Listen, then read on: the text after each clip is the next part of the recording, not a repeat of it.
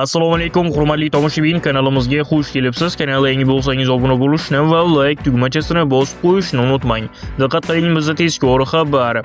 Iqtisodiyot va moliya vazirligi O'zbekistonda ish haqi, pensiya va nafaqalar 2025-yil 1-martdan va 1-avgustdan 10% ga oshirilishi to'g'risida tarqalgan xabarlar haqiqatga to'g'ri kelmasligini ma'lum qildi.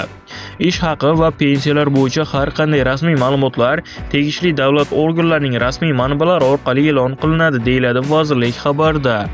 Iqtisodiyot va moliya vazirligi ishonchli manbalarga tayanishni va tekshirilmagan xabarlarni tarqatmaslikni so'radi.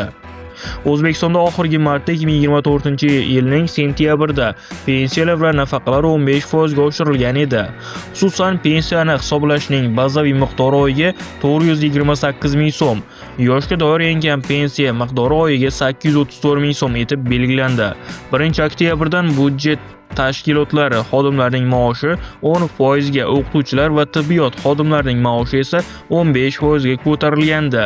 Bunda mehnatga haq to'lashning eng kam miqdori oyiga 1,155 ming so'm, bazaviy hisoblash miqdori 375 ming so'm etib belgilangandi, deyiladi manba xabarida.